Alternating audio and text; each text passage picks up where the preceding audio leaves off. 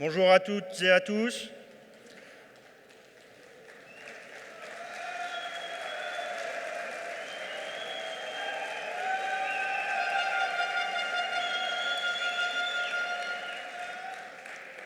Les jeunes agriculteurs sont bien réveillés. Bon, nous allons démarrer notre dernière journée de congrès national, qui débutera par une table ronde autour de la politique agricole commune, avec comme titre « Quelle PAC pour répondre aux défis agricoles de l'Union européenne ?» Nous passerons ensuite à la présentation de notre prochain événement national, majeur pour notre structure aussi, les terres de Jim, qui auront lieu dans cette belle région. Donc nous vous en ferons une présentation un peu plus punchy tout à l'heure. Et nous terminerons par les traditionnels discours de clôture. Chers amis, chers invités, les jeunes agriculteurs ont travaillé ces 2 derniers jours, ont encore montré, on le redira dans les discours de fin, ont encore montré leur détermination et leur acharnement pour faire avancer l'agriculture française. Sans plus attendre, pour justement montrer encore la volonté des jeunes et la volonté de se projeter aussi dans l'avenir, je vais vous demander d'accueillir pour animer cette table ronde autour de la politique agricole commune, Olivier Masbou, journaliste, qui donc, avec les différents intervenants, essaieront à la fois donner la vision de jeunes agriculteurs et aussi d'essayer de commencer, de voir un petit peu les choses qui sont possibles de faire évoluer dans cette PAC pour qu'elle retrouve du sens, une stratégie et qu'elle puisse permettre aux paysans de vivre mieux. Voilà, bonne table ronde à vous.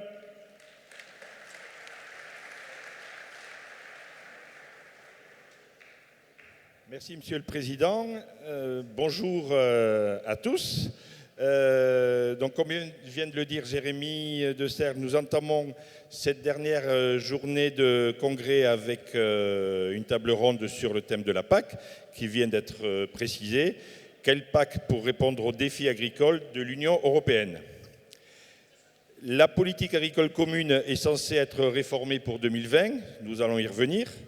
C'est donc un rendez-vous majeur pour l'ensemble des agriculteurs européens. Mais plusieurs facteurs viennent perturber le scénario initial. Le Brexit, le cadre financier, les attentes sociétales. Nous allons dérouler ce débat autour de 4 sujets. Dans un premier temps, nous ferons un point d'actualité pour évoquer comment cette réforme se prépare à la Commission, au Parlement européen, dans les États membres, dans les organisations professionnelles nationales et européennes.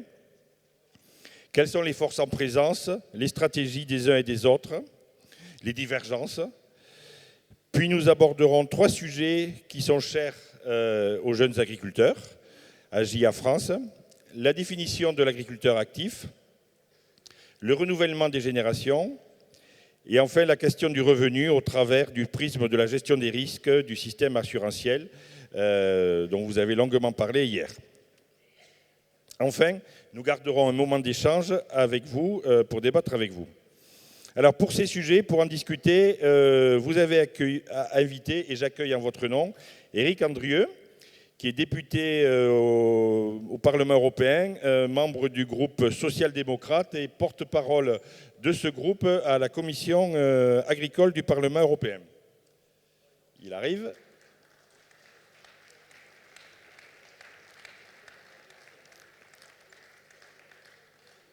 Yann Esmas, qui vient en voisin, puisqu'il est belge, flamand, et qui est vice-président du CEJA, donc le Conseil européen des jeunes agriculteurs.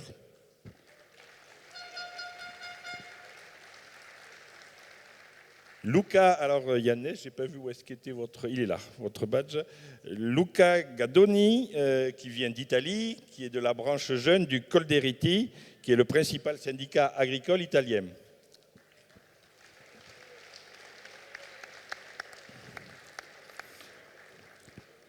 Arnaud Petit, qui vient du COPA-COGECA, donc on a la branche jeune européenne et la branche moins jeune, qui est chef du département produits de base et commerce au COPA-COGECA. Et enfin, quelqu'un que vous connaissez par cœur, puisqu'il est de chez vous, Vincent Touzeau, qui est membre du bureau DGA en charge de la PAC.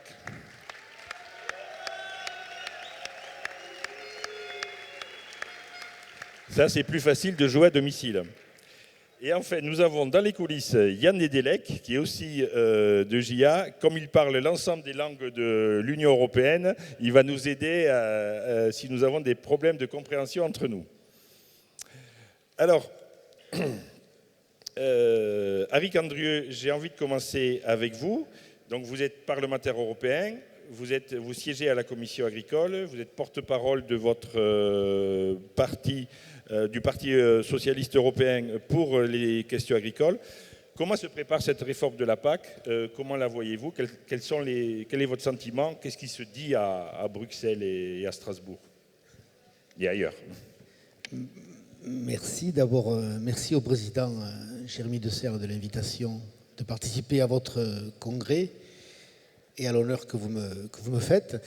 Il se dit beaucoup de choses sur la PAC, voilà, avec beaucoup d'inquiétudes, et ça nous le savons tous aujourd'hui, dans un contexte particulier, puisque vous l'avez dit dans les propos liminaires, à la fois le Brexit, quand même, c'est pas un petit sujet, donc vient perturber, je dirais, le calendrier dans une séquence historique assez particulière, puisque c'est la première fois qu'on a un faisceau d'éléments qui viennent perturber le jeu traditionnel de la préparation d'une politique agricole commune, qui va se préparer pour la seconde fois dans un contexte de co-législation, donc entre le Conseil et le Parlement, ce qui n'est pas une mince affaire, et nous aurons certainement l'occasion d'y revenir. Dans ce Brexit-là, et nous le savons aujourd'hui, c'est pour ça que c'est difficile d'en parler plus avant, mais il y a une élection importante qui se déroule au Royaume-Uni, et du résultat de l'élection, on verra aussi déjà donc, à quel niveau le Brexit va prendre comment dire, sa place, et dans quelle mesure la rigueur annoncée va se dérouler. Donc je crois qu'on est tous dans l'attente finalement aussi des élections démocratiques qui se déroulent au Royaume-Uni. On est dans une situation où le cadre financier pluriannuel qui se prépare, hein, donc déjà, encore, où en France on a encore des difficultés sur le paiement de la PAC actuelle, donc, mais déjà on pense à l'avenir et on va en discuter tout au long du débat. Mais le cadre financier pluriannuel va se préparer dans un contexte budgétaire assez particulier, puisque donc, la sortie du Royaume-Uni, ça pèse quand même 10 milliards d'euros dans le budget de l'Union. Et ça pèse également dans le budget de la politique agricole commune. Alors, les chiffres varient entre 3,5 milliards et 6-7 milliards. Donc, voilà, c'est les éléments dont nous disposons aujourd'hui. Et donc, on est dans cette situation-là un peu d'incertitude. Ce que nous savons, c'est que, au dire de Michel Barnier, qui est le négociateur sur le Brexit, c'est que dans tous les cas, dans les 2 ans qui viennent, le Royaume-Uni, la procédure aboutie ou pas, sera reconnue comme un État tiers, dans tous les cas, qui sera sorti de l'Union européenne. Mais tout ça est empreint d'éléments de questionnement et au Parlement et au Conseil, puisque les négociations ne viennent que de démarrer. Dans une situation également particulière, puisque la future réforme était annoncée à partir de 2020, on voit bien que ces éléments-là viennent perturber le calendrier, et j'appartiens à celles et ceux qui pensent que dans le temps qui est devant nous, l'échéance de 2020 a peu de chances d'être réelle. Et c'est une des raisons pour laquelle aussi l'omnibus, c'est-à-dire le règlement financier, est intervenu, et nous avons essayé de donner des éléments donc, de transition ou d'amélioration, en tout cas, ou de simplification de la réforme actuelle pour tendre vers une PAC qui serait plus tardive que 2020, sachant qu'au mois de juin 2019, pour ajouter donc une couche, le Parlement et la Commission vont changer, puisque les prochaines échéances électorales auront lieu en 2019, et que de fait, la Commission va également changer. Donc c'est un certain nombre d'éléments d'inconnus qui font qu'on n'aborde pas, je dirais, les travaux de la future réforme, de mon point de vue, dans les meilleures conditions, même si la Commission, et nous le savons, a commencé une consultation depuis le 2 février, et qu'elle s'est terminée le 2 mai, et que la première communication de la Commission aura lieu au mois de décembre.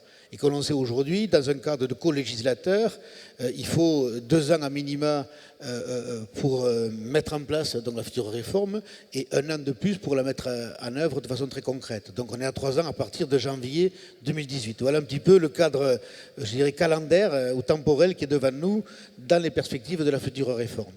Merci. Apparemment, on va jouer les prolongations. Arnaud Petit, je rappelle que vous êtes au COPA-COGECA. Donc le premier tableau qui va être dressé tend à penser qu'il n'y aura pas de réforme pour 2020. Et en même temps, est-ce que c'est souhaitable qu'il y en aurait une de respecter le calendrier?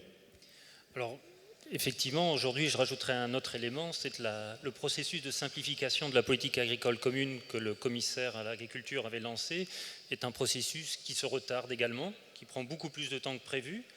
On se rend compte également qu'il y a des différences de vues entre le Parlement européen et les États membres sur l'ampleur de la simplification apportée. Donc effectivement, on a une politique agricole commune qui est à peine mise en place, qu'on a du mal à la faire évoluer dans le sens de simplification pour les agriculteurs. Donc oui, on a plusieurs processus qui se retardent. Le deuxième élément que je voudrais souligner, au-delà du Brexit, il y a aussi d'autres discussions sur les politiques européennes. Il est vrai que les priorités sont en train d'évoluer. La question de la politique de défense européenne, la question de l'immigration sont aussi des sujets qui viennent, je dirais, perturber tout le cadre politique européen.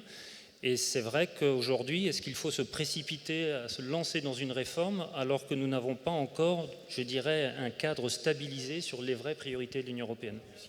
Si vous citez les exemples de la défense et de l'immigration, c'est parce que ça aura un impact budgétaire certain. Mais, que ce soit au niveau européen ou au niveau national, ça aura un impact financier. Donc je pense que là-dessus, il ne faut pas se leurrer. Si ça n'est pas fait au niveau européen, ça aura donc des marges de manœuvre moindres sur le budget européen. Alors je vais me tourner vers nos amis jeunes agriculteurs européens. Yann Esmas, au CEJA, vous partagez les analyses qui sont faites. Vous êtes plus optimiste. Quelle est votre vision pour ce calendrier de la réforme de la PAC? D'abord, laisse-moi expliquer, CEJA quand même, la Conseil européen des jeunes agriculteurs, on a des membres comme vous ici à GA de 24 pays européens. On représente une petite 2 millions de jeunes agriculteurs en Europe, de jeunes agriculteurs et eux qui veulent venir jeunes agriculteurs dans le futur. D'abord, je voudrais quand même remercier GA pour un rôle très actif vous jouez dans notre Conseil européen. Votre représentative, votre président, vraiment se défend les intérêts des jeunes agriculteurs françaises sans oublier les objectifs mis en Europe. Et puis, c'est quand même quelque chose, je voudrais vraiment remercier les représentants et vous comme membres. Bien sûr, oui. Le débat, j'ai entendu le ministre hier après-midi et aussi M. Petit vous disiez la simplification et c'est bien sûr une des grands buts de chaque réforme d'avoir une simplification, mais ça doit être clair que la simplification c'est une simplification pour les fermiers, pour les agriculteurs et ça ne peut pas créer des mesures qui sont ineffectives. Ça se dit par exemple, je sais il y a assez des États membres qui trouvent la définition d'agriculture active, c'est pas facile, ça faut être plus simple. Pour nous, c'est clair. Une définition d'agriculture active, ça faut être forte, ça faut être très forte au niveau européen et on ne peut pas diminuer cette définition dans l'idée de simplifier la politique. D'accord. Luca Gaddoni, vous venez d'Italie, vous représentez la branche jeune de Coldiretti, qui est le syndicat agricole italien. Donc en Italie, comment on voit ce calendrier et cette future réforme de la PAC? Oui, bonjour à tous d'abord. On a déjà parlé de tous les défis qui sont plus liés à quelque chose d'international, de marché, de Brexit, de cadre financier. Monsieur Petit a cité même des défis sociaux. On vit dans une période historique où il y a beaucoup de croissance, inégalité sociale, beaucoup de personnes n'ont pas de travail, le chômage se grandit dans toute l'Europe, il y a beaucoup de problèmes sociaux. Donc la politique agricole commune, dans notre vision, doit même reprendre ses fonctions de cohésion sociale. Parce que l'agriculture, c'est un des secteurs les plus importants pour la création de travail. On a vu même le président de la Commission, Jean-Claude Juncker, a cité les créations d'emplois comme une des défis principaux pour l'Union européenne dans le prochain futur. Et donc, je crois que, non, pas moi, mais nous croyons que la PAC et l'agriculture a ces forces de créer emplois. Et ça, c'est dit par les chiffres, parce que 44 millions de personnes qui travaillent dans le secteur agricole et de l'agro-industrie dans toute l'Europe, c'est quelque chose de très fort. Et ça, pour répondre à la croissante inégalité sociale ou à phénomènes migratoires qui peuvent être... l'agriculture doit être une réponse pour remporter la cohésion sociale. Et oui. Puis il y a même beaucoup d'autres défis. Il y a des défis environnementaux qu'il faut faire face. Il y a des défis économiques parce que la PAC doit être toujours un soutien économique très important pour les agriculteurs. Donc voilà, c'est dans un cadre beaucoup compliqué, mais il faut répondre quand même. On comprend bien que ce débat de la PAC dépasse largement la simple question de l'acte de production agricole. Vincent Touzeau, hier, Jacques Mézard, le nouveau ministre de l'Agriculture, a annoncé la tenue d'une conférence nationale sur la PAC à l'automne, au mois de novembre, je crois, en France. Je ne sais pas si, avec les échanges qu'il a eus après avec les membres des JA, vous avez pu en savoir un peu plus sur le contenu et l'objectif de cette journée. C'est une question piège? Non, pas du tout. Bonjour à toutes et à tous. Non, il n'y a pas eu plus de précisions sur ce sujet-là. En tout cas, nous, c'est un rendez-vous auquel on sera présent parce que c'est important de parler dès aujourd'hui de la PAC de 2020, 2022, 2023. En tout cas, c'est le moment d'y réfléchir et plus on y réfléchit en amont, plus on sera aussi performant, je pense, pour construire une politique qui corresponde à nos problématiques. Moi, ce que je voulais rappeler, c'est que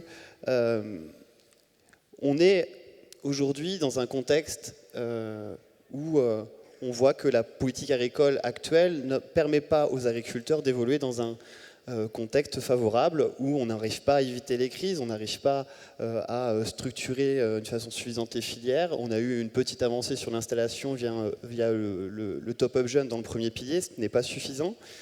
Et en plus, si on s'écarte un peu ou on élargit notre regard, on voit que l'Europe, par rapport à d'autres continents, d'autres pays, a une tendance à diminuer son budget agricole.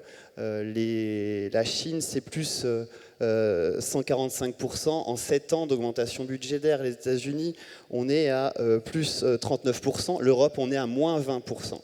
Et donc, à un moment donné, je crois qu'on doit réaffirmer que les politiques européens, les États européens doivent réaffirmer une ambition alimentaire, une ambition agricole, parce qu'on ne peut pas être les derniers de la planète à considérer que l'agriculture, c'est essentiel pour le développement de nos concitoyens, pour le développement de nos territoires et pour l'alimentation, la santé, l'emploi de demain. Voilà. Et Éric Andrieu, je rebondis sur ce que vient de dire Vincent Touzeau. On comprend bien que le message, c'est de dire il ne faut pas baisser la garde, il faudrait même plutôt remonter un petit peu la pente, mais ce n'est pas la tendance. On n'est pas dans une tendance où on va augmenter le budget agricole européen. Si on le maintient, ce sera déjà bien. Alors, c'est une vraie question. Le président de CERL, dans ses propos d'accueil ce matin, a dit qu'il faut redonner du sens. Et je crois que c'est la question qui nous est posée à tout un chacun. Aujourd'hui, si l'on regarde de façon très... je dirais, à minima la situation, effectivement, le contexte, ça a été dit donc tout de suite, le contexte politique et géopolitique au niveau européen pourrait nous amener à avoir un budget de la réforme de la politique agricole commune en diminution. Pour des raisons simples, c'est que, on a un conseil donc, qui ne veut pas majorer le budget. On est toujours sur la fameuse règle sempiternelle du 1% du PIB à l'échelle des États-nations. Il y a des nouvelles politiques et des nouvelles problématiques qui se posent à nous. Et l'exercice qui nous est demandé, c'est d'y répondre à budget constant. Ça ne peut, de mon point de vue, d'un parlementaire, j'ai envie de dire, vous savez, le Parlement européen, c'est un Parlement hémiplégique. Donc, comme je le dis souvent, c'est qu'il intervient sur les dépenses, mais il n'intervient jamais sur les recettes. Voilà, donc c'est un sujet de fond, mais ce n'est pas ici qu'on va le traiter, donc, mais qui est quand même, nous, en tant que parlementaire, qui m'interroge. Voilà, ça c'est un premier point. Donc, ceci étant dit, régler les problèmes nouveaux à budget constant, c'est difficile. C'est-à-dire qu'en fait, la tendance naturelle, c'est d'aller chercher sur les budgets existants. Les deux grands budgets existants, c'est la cohésion et la PAC. Il ne faut pas se leurrer, le règlement omnibus qui nous a été présenté par la Commission, au-delà de l'objectif de simplification pour le volet agricole, il est celui de dire on va rajouter de la flexibilité dans l'exécution du budget pour essayer de récupérer quelque part budgétaire sur les grands budgets pour répondre à ces nouvelles problématiques. Mais ça, c'est une politique à minima et je dirais qu'il ne peut pas répondre à une politique européenne ambitieuse, tel est mon point de vue et mon positionnement. Le second aspect, et je le reviens, c'est le Brexit. Effectivement, on peut dire si le Royaume-Uni sort de l'Union, les 3,5 milliards ou plus qu'ils mettent donc sur la PAC, on va diminuer le budget déjà à minima. Donc, ça fait deux éléments majeurs d'analyse qui nous sont posés. Moi, j'appartiens à une catégorie d'élus qui pensent qu'aujourd'hui, comme vient de le dire Vincent, on doit avoir l'ambition d'un budget beaucoup plus fort que celui que nous avons aujourd'hui. Et je pense que cette question-là, elle n'est pas mineure et elle doit nous animer dans les travaux préparatoires que nous devons faire. Alors souvent, je ne veux pas être traité d'utopiste, donc ce n'est pas la question, mais elle est de notre responsabilité.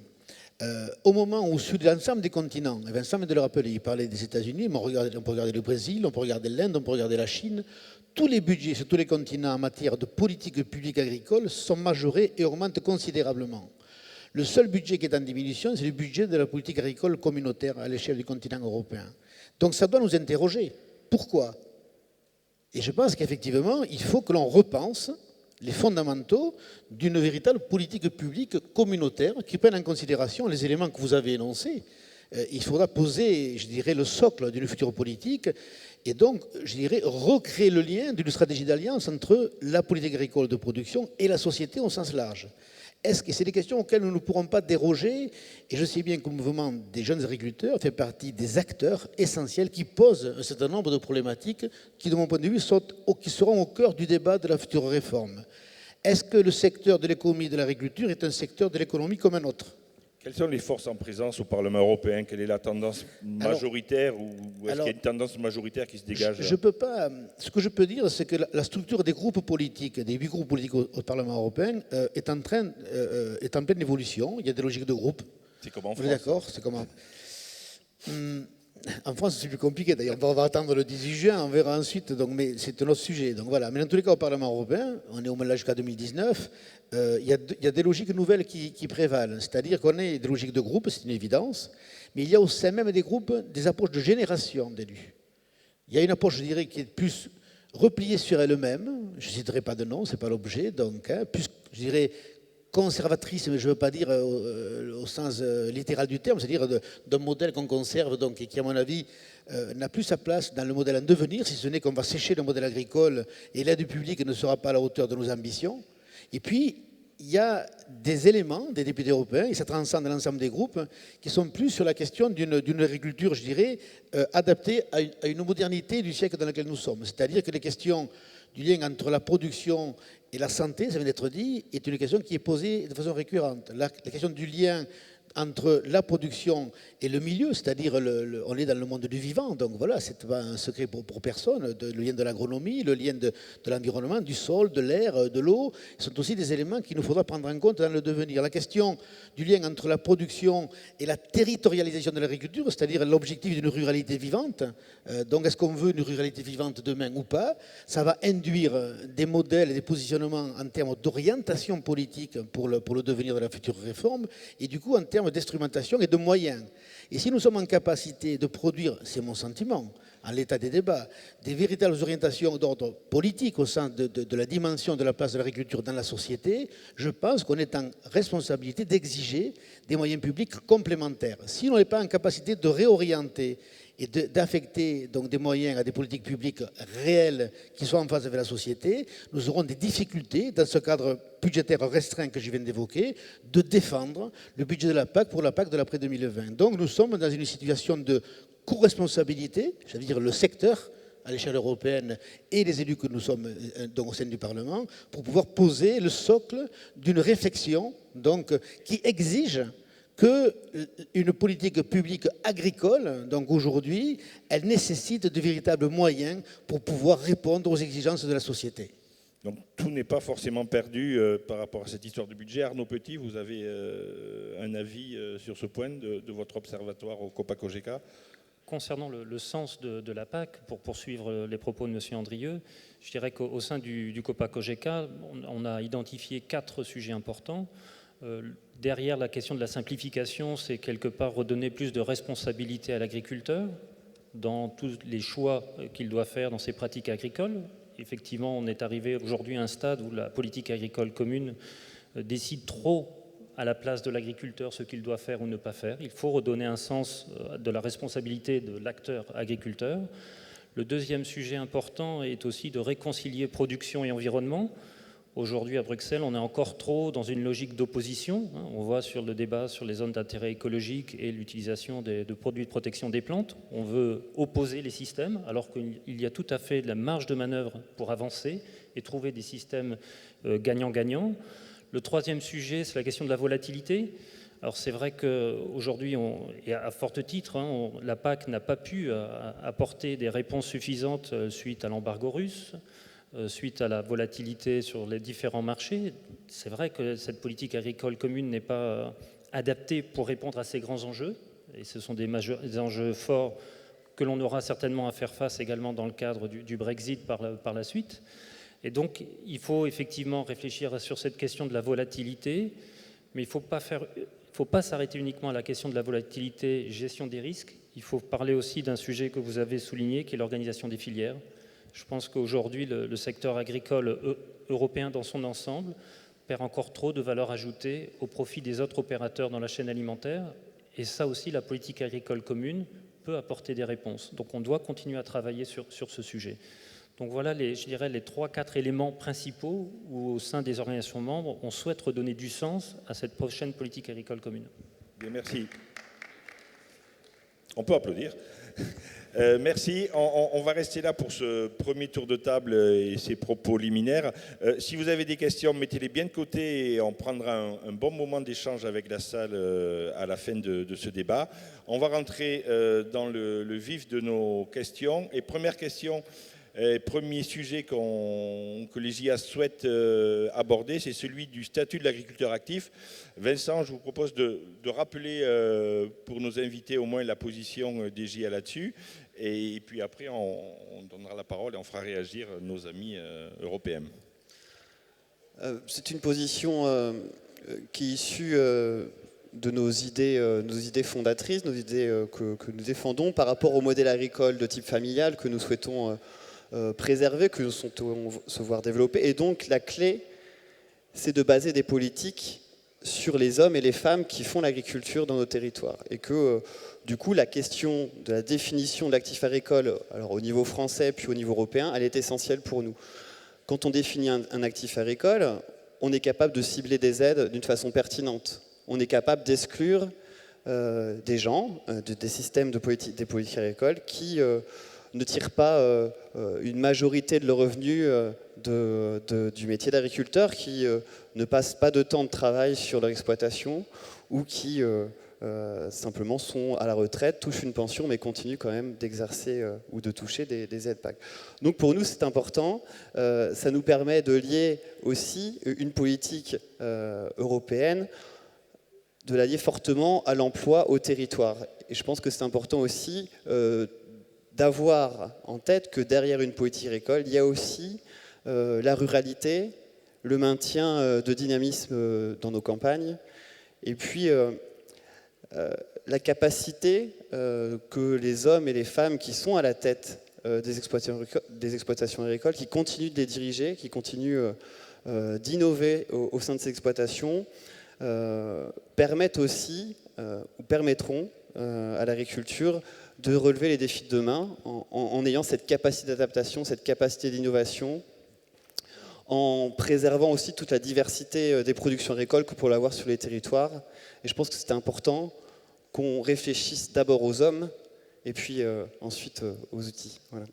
Yann Esmas, est-ce que la position des GIA français est partagée au niveau européen dans le cadre du CEJA? Oui, oui, certainement. Je crois au niveau d'agriculture active, on est plutôt dans la même ligne entre nos membres européens. Ça se dit, il faut, eux qui font l'entreprise d'avoir une aide européenne et pas eux qui ont de la terre. Puis pour ça, bien sûr, il faut réfléchir qu'il y a des différences entre les différents pays de l'Europe. Par exemple, au Finlande, il y a une tradition qui est différente, il y a un climat qui est différent. Et là, les agriculteurs sont souvent les agriculteurs part-time, comme on dit, qui font Il peut faire froid une longue partie de l'année, voire nuit, donc on n'est pas très agriculteur ces temps-là. Comme CEJA, on propose d'avoir une liste très claire avec des buts, mais quelques indicateurs qui peuvent être différents entre des États membres en Europe. Par exemple, je sais qu'en France, je crois, l'idée est là d'avoir une moitié, une demi de leur revenu vient de la ferme. Je comprends au pays nordique, ça sera une part plus bas. Le curseur sera un peu plus bas. Si je peux quand même réagir sur la discussion des budgets, courtement, bien sûr, on est en train de réaliser que le Brexit, ça va avoir un impact. Mais, et je vais utiliser Yann pour ça, en anglais on dit ça ne peut pas être a self-fulfilling prophecy. Redis-moi au micro. A self-fulfilling prophecy. Ah oui, ça peut pas être une prophétie. Oui, c'est pas parce que l'idée est là qu'il y a une Brexit que ça va avoir un impact. Ce n'est pas une excuse. C'est pas une excuse, voilà. oui. C'est pas moi. Je vois comme CEJA et comme jeune agriculteur, je vois aucune raison que le budget faut être diminué. Et on va prendre responsable les politiques dans la Commission, dans le Parlement et dans la Conseil de fortement battre pour un budget pas sur le même niveau, mais même plus haut parce qu'on a besoin. D'accord. Alors.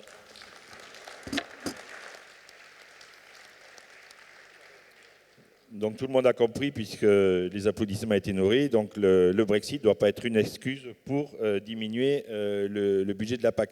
Je vais venir vers vous, Luca, mais avant, Vincent, je vais vous faire réagir sur la partie statut de l'agriculteur actif. Donc la proposition du CEJA, c'est de dire une même définition pour tous les pays, mais les curseurs peuvent varier suivant les situations dans chaque pays national. Ça vous convient ? Ça nous convient, oui, je pense qu'on est obligé aussi, au sein d'une organisation comme le CEJA, d'avoir un consensus autour de l'idée quand même de la nécessité de définir ce qu'est un actif agricole. Après, on sait très bien que chaque pays européen est différent et a ses propres contraintes, sa propre histoire, et que derrière, on doit laisser finalement un minimum aux États membres, un petit peu la capacité aussi de s'approprier ce cap, cet objectif de définition d'actifs européens, mais de se l'approprier et de le faire coller à ses propres problématiques de territoire. Oui, mais alors je vous connais un peu, je sais un peu comment vous avez l'habitude de réagir, les agriculteurs.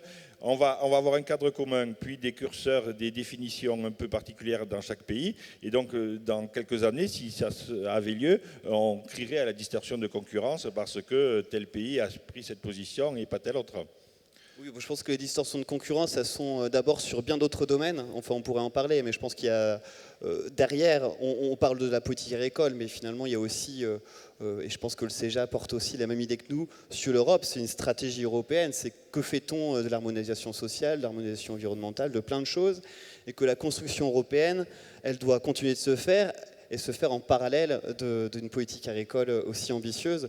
Donc oui, certainement que la distorsion... c'est une réalité, c'est peut-être pas une réalité. L'actif ne sera pas le principal problème. D'accord. Luca, est-ce qu'en Italie, cette idée de définition de l'actif agricole passe aisément?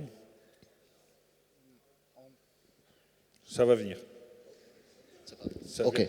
Et oui, je pense que en Italie, la définition de l'agriculture active, c'est considéré une chose très importante. C'est une définition qui doit être obligatoire, doit être présente dans tous les pays membres de l'Union européenne pour le soutien de la PAC. Puis, comme tous les intervenants ont dit avant, il faut même laisser la flexibilité aux États membres pour les différences qu'il y a entre États membres, soit climatiques, soit économiques, soit de tous les cas. Mais c'est une définition qui doit être forte, doit être avec des critères communs et pas être volontaire sous base nationale.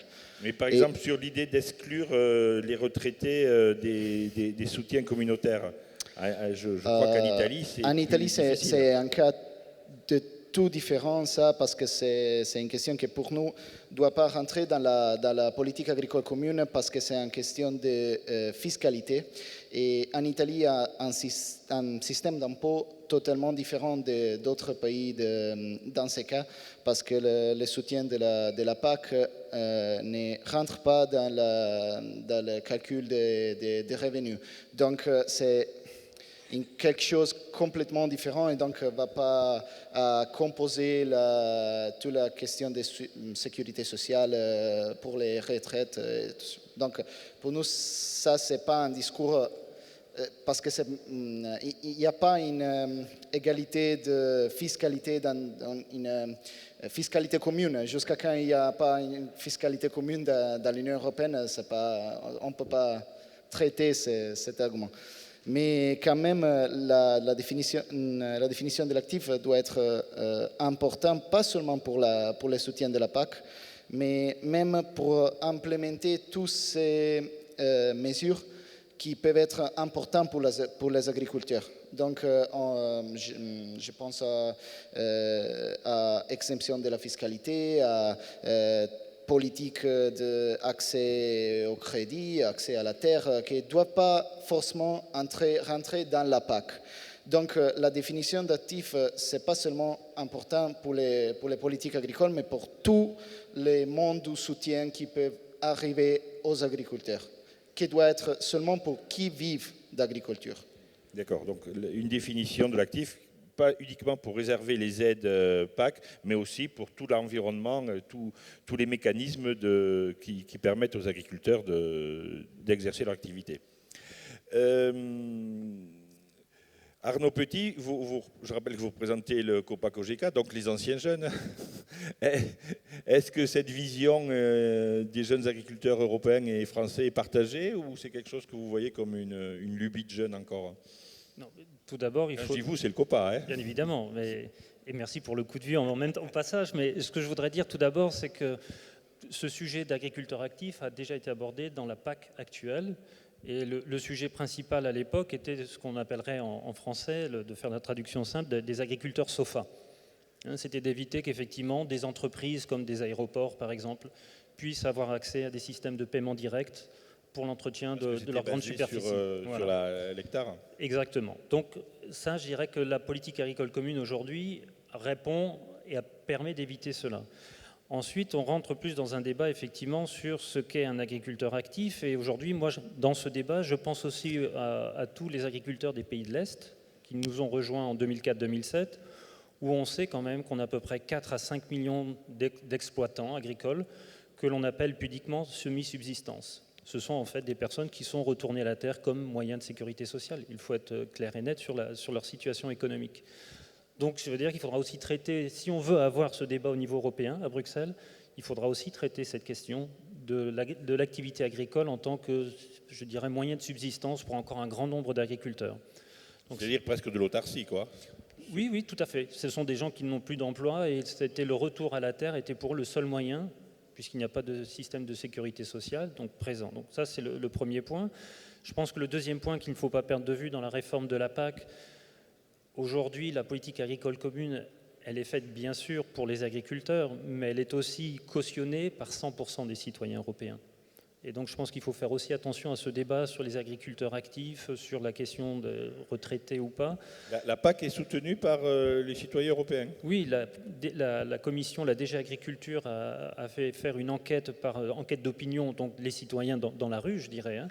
Et on a encore un très large soutien de la politique agricole commune comme une aide directe aux revenus des agriculteurs. Ceci est largement soutenu par les citoyens. Dans tous les pays, vous savez s'il y a une différence dans les pays? Non, vous n'avez pas le détail? Si, il y a un ou deux pays, alors la Finlande par exemple, ou la Bulgarie, où il y a toujours cette incompréhension d'un soutien aux revenus, pour le citoyen je parle. Hein. Mais sinon pour les autres pays, le citoyen européen reconnaît que que la profession agricole a besoin d'un soutien spécifique aux revenus. C'est intéressant parce que des fois on a le sentiment qu'en France même, la PAC est plutôt décriée. À quoi ça sert de soutenir des agriculteurs? C'est le discours qu'on entend, mais apparemment il n'est pas partagé par l'opinion publique, ce qui est intéressant. C'est toujours parce qu'on a commencé par un débat sur les aspects financiers. Une réforme de la politique agricole commune est une réforme de sens pour les agriculteurs, comment aider le monde agricole à faire face aux nouveaux défis, mais c'est aussi pour les États membres un débat budgétaire. Et donc on aura toujours ces deux logiques, d'une politique agricole le sens et la politique agricole en termes de retour budgétaire pour les États membres. Éric Andrieux, comment vous vous situez par rapport à ce débat sur la définition de l'actif agricole? Oui, je réagis immédiatement pour M. Petit. Donc, effectivement, je pense que c'est bien ça la quête du sens. Il faut arrêter de confondre les moyens et les objectifs. Voilà. Si on attaque la réforme par le cadre budgétaire et les moyens, si les États membres disent voilà, aujourd'hui, hors du 1%, point de salut, et on travaille à budget contraint, je suis désolé, mais on aura du mal à atteindre l'objectif que tu fixes donc, et auquel j'ambitionne donc de travailler. Si elle le pose comme un préalable, c'est une orientation. Si on nous dit aujourd'hui, voilà, c'est le sens et l'orientation et le contenu qui prévalent sur les moyens, je ne dis pas que ce n'est pas open bar en termes de budget, mais ça donne une certaine latitude en matière d'orientation politique. Et là, ce que je crois et ce dont j'espère, c'est que les objectifs vont préempter les moyens. Autrement, il n'y a pas nécessité d'un grand débat. Je veux dire, on va travailler à budget constant, on met quelques outils d'organisation et de réglementation, et je pense que dans quelques temps, il n'y aura plus de politique agricole commune. Et c'est un vrai danger. Et dans ce sujet-là, la question de l'agriculteur actif est un élément, je pense, structurant du débat qui va suivre. Effectivement, je pense que la PAC, elle a une vocation précise. Moi, je considère, alors, je parle à mon nom, là, en tant que coordinateur, que l'agriculture de subsistance, telle qu'elle a été évoquée, elle n'est pas du ressort d'une politique européenne. Et je partage ce que tu as dit, elle est du ressort d'une politique sociale qui dépend des États membres. Je crois qu'il faut élaguer. On sait très bien ce qui se passe dans les pays de l'Est, mais je pense qu'il faut éviter toute confusion si on veut vraiment avoir l'ambition d'une véritable politique commune à l'échelle communautaire dans le secteur de l'économie, de l'agriculture. Et tout ce qui est du social, je pense que ce n'est pas de la responsabilité de la PAC. Telle est ma perception. Ce qui veut dire qu'effectivement, la question de l'agriculteur actif, cette notion-là, que portent les JA donc, et au niveau européen, en ce qui me concerne, moi je la partage totalement parce qu'elle structure le débat. Et elle doit même aller au-delà, et ça a été un petit peu dit, mais conditionner, être un élément de conditionnalité des aides. Mais les pays que vous évoquez, je comprends ce que vous voulez dire, mais les pays que vous évoquez, ils n'ont pas forcément les ressources budgétaires pour faire cette politique sociale-là. Donc la PAC est un peu un ballon d'oxygène. Mais dans ces pays, ça appartient à des choix. Dans ces pays, il y a les deux formes d'agriculture. Il y a l'agriculture de subsistance, et puis il y a l'agriculture telle qu'on l'a définie au sein même de la réforme de la PAC. Et je crois que donc il faut bien qu'on pose les choses. Il peut y avoir des éléments de solidarité. Dans le budget communautaire, et j'y reviens, il y a la cohésion.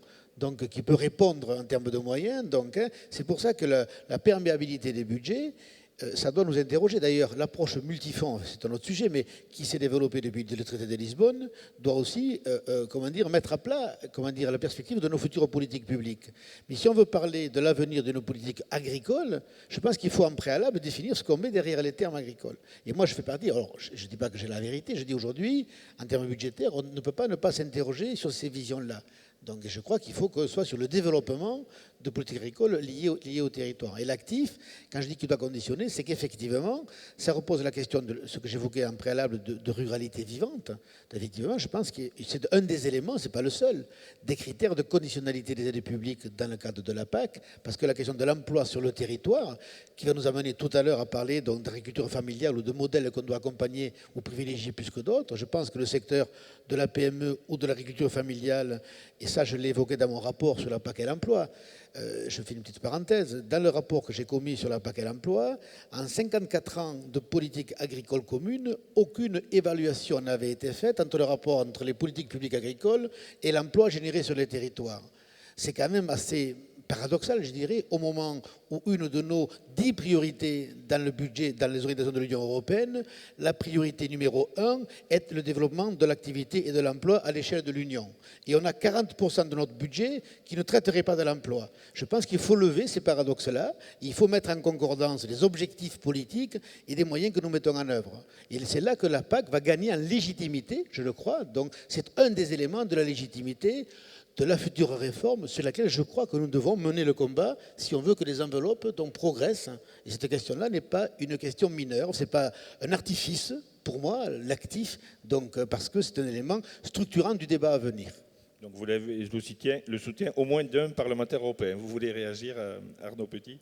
Oui, donc pour poursuivre effectivement sur ce débat de la définition d'actifs, dans le secteur agricole et pour la politique agricole commune, aujourd'hui, ce que l'on se rend compte, c'est que qui prend le risque aujourd'hui, c'est le jeune, bien sûr, et je dirais que c'est toute la famille.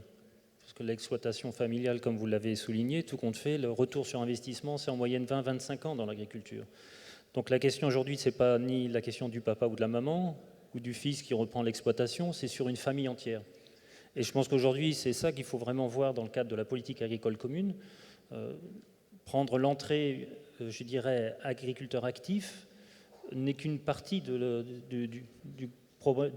l'analyse globale de la situation et de l'accompagnement de l'agriculteur dans tous les défis qu'il aura à affronter tout au long de sa vie.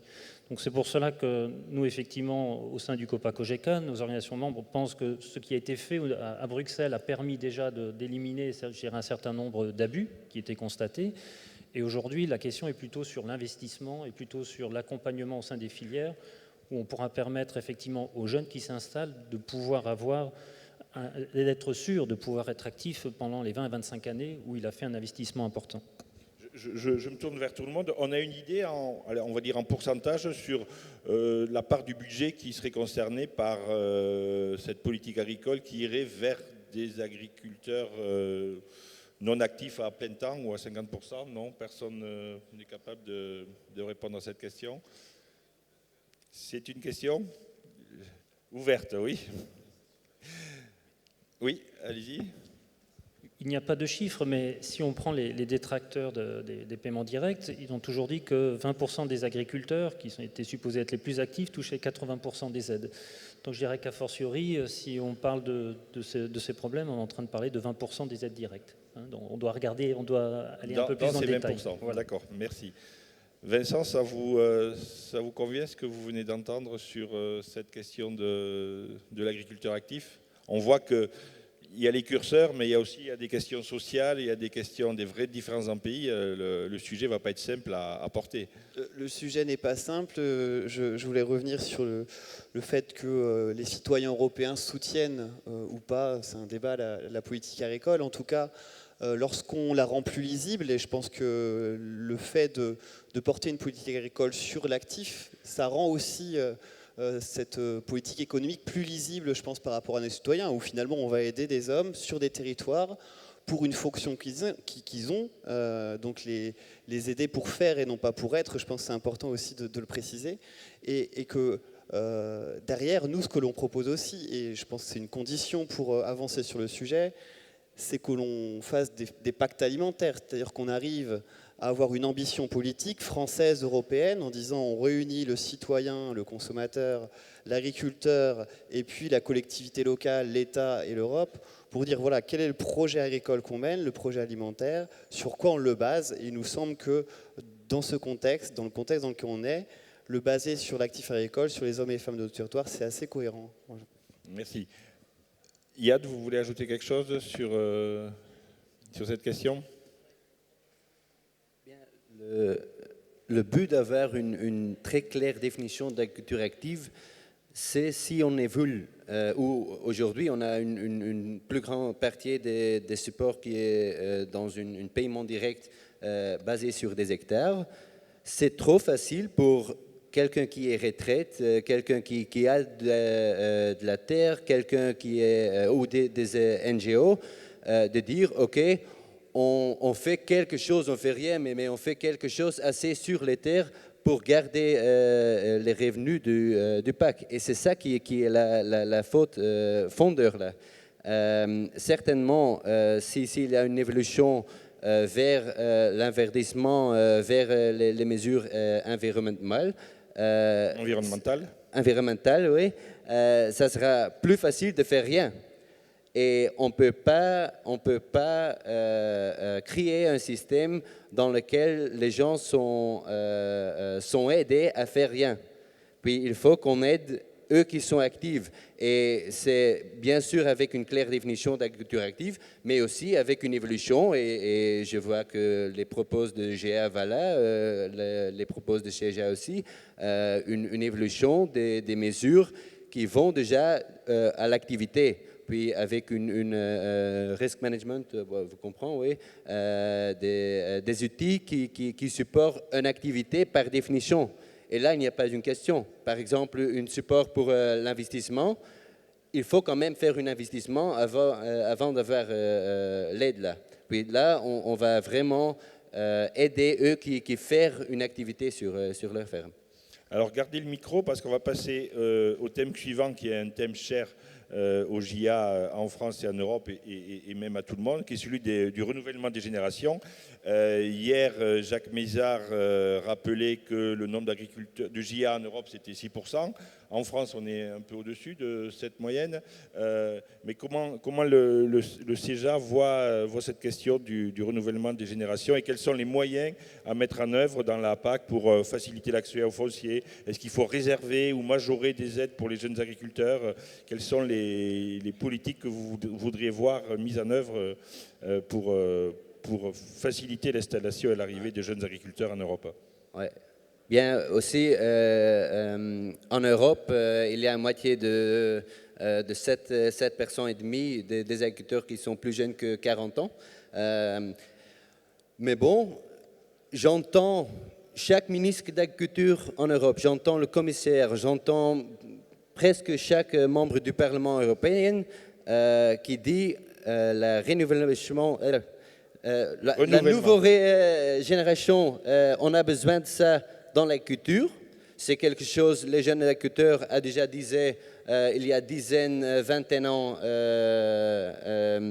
dans le passé. Mais c'est quelque chose, c'est une but qui est claire pour tout le monde, apparemment. Puis on est très content, on n'est plus seul dans cette bataille. On dit très clair, si c'est une but si importante, aussi pour les filiers, il faut quand même mettre des mesures sur la table. Puis CEJA a proposé de réserver 20% du budget du PAC pour le renouvellement des générations. Ça se dit... Ces 20% seraient utilisés comment? Dans des différents outils. Puis aujourd'hui, on a un top-up dans le premier pilier et on a une aide d'installation dans le deuxième pilier. On dit faire un exercice dans chaque mesure de la PAC où est-ce qu'on peut plus aider les jeunes agriculteurs ou eux qu'il faut on comprend chaque mesure de la PAC, oui. On dit qu'est-ce qu'on fait pour l'installation des jeunes, c'est ça? Par exemple, il y a un système d'assurance dans une assurance, on dit, OK, est-ce qu'on peut faire quelque chose extra pour les jeunes agriculteurs? S'il y a une aide d'investissement, on dit, OK, qu'est-ce qu'on peut faire de plus aider les jeunes agriculteurs? Et là, on dit, il faut quand même avoir 20% du budget du PAC d'y aller par là. Tout le monde dit c'est le grand but du futur d'agriculture. Bon, aujourd'hui, c'est le moment de mettre quelque chose sur la table pour prendre l'abus, parce qu'on a vu déjà une belle réforme la dernière fois avec la création du top-up pour les jeunes agriculteurs. Mais bon, on n'a pas encore vu les résultats qu'on a besoin, parce qu'il y a encore 7,5% des agriculteurs plus jeunes de 40 ans. Il faut passer de la parole aux actes. Luca, quelle est la situation en Italie pour l'installation et les jeunes agriculteurs? Vous êtes dans la moyenne européenne? Vous êtes un peu au-dessus, en dessous? Des données, ça va, parce qu'on a, dans l'année passée, je crois, un peu plus de plus 10-12% de nouvelles demandes. Mais quand même, il faut qu'après l'installation, il faut que cette exploitation reste vive. Et donc, c'est juste les top-up, c'est juste tout qui doit être même renforcé ou modifié, parce qu'il pourrait avoir des modifications sur les top-up. Mais il faut regarder à tous les instruments que la PAC, dans tous les piliers, donc dans les premiers piliers et dans les seconds piliers, et même au dehors de la PAC, il y a pour les jeunes. Et donc, il faut faire une politique 360 degrés pour les jeunes, pas seulement dans la PAC. Dans la PAC, il y a les top-up, il peut y avoir des mesures en plus. Il faut que dans le développement rural, il faut implémenter des paquets de mesures, parce que je ne dois pas avoir l'argent juste parce que je suis jeune. Je dois avoir les aides de la PAC, les aides de développement rural, parce que je fais quelque chose d'important. Je fais de la formation, je fais de l'innovation. Et les jeunes agriculteurs sont les plus innovateurs, sont les économiquement plus performants de tous les secteurs agricoles. Donc, il faut vraiment donner un prix pour tous ces activités. Vous allez plus loin, en fait. Il ne s'agit pas d'être jeune, il faut en plus être très actif, très innovant. Oui, mais il faut il faut implémenter, et ça c'est à la politique, il faut implémenter des instruments qui mettent dans la condition les jeunes de pouvoir exprimer tous ces potentiels. Parce qu'on a même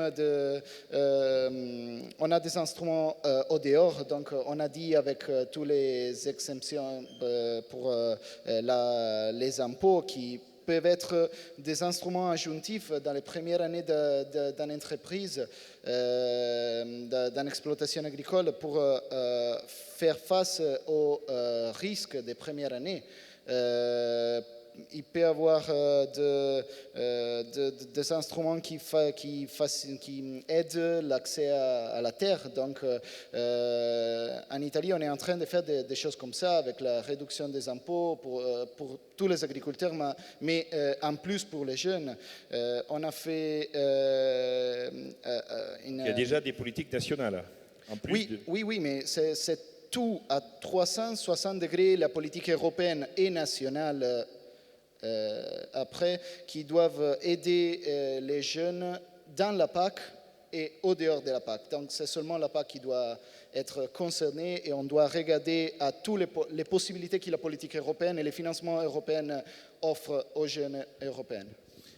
Arnaud Petit, ce que dit notre ami Lucas, c'est finalement de repenser complètement la PAC par le prisme du renouvellement des générations. C'est une révolution, comme il dit, à 360 degrés. Je voudrais rappeler que le COPA-COGECA, lors de la précédente réforme, a soutenu le CEJA dans sa demande d'avoir le top-up. pour les jeunes agriculteurs, parce qu'il y a une situation très hétérogène en Europe sur le soutien pour les jeunes agriculteurs. Tous les pays n'ont pas, dans le cadre du deuxième pilier, la dotation jeunes agriculteurs. Je pense notamment à nos amis irlandais. Je dirais le top-up sur les premiers piliers a été le seul moyen pour les jeunes agriculteurs irlandais d'avoir accès, je dirais, à un soutien spécifique. Les dotations jeunes agriculteurs, c'est des politiques nationales? Ce sont des politiques, ce sont des choix nationaux, du deuxième pilier, et donc effectivement il y a une très grande hétérogénéité. Donc effectivement le fait aujourd'hui d'avoir une politique agricole commune qui donne le maximum de marge de manœuvre pour les États membres pour aider les installations des jeunes, c'est très important. Je voudrais rebondir sur un des éléments aussi qu'a souligné Luca.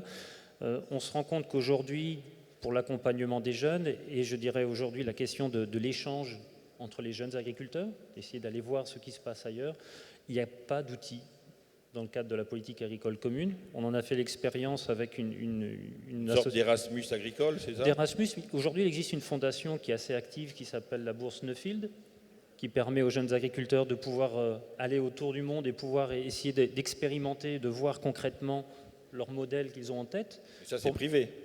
C'est privé, mais on pourrait avoir un soutien, on pourrait avoir une bourse Nuffield européenne quelque part qui permette aux jeunes agriculteurs d'aller voir les expériences, pas uniquement dans leur territoire, pas uniquement dans le pays voisin, mais d'aller même en dehors de l'Europe. Et ça, aujourd'hui, encore une fois, tout est remis au niveau national. Donc effectivement, on tombe dans des choix, après, des priorités nationales.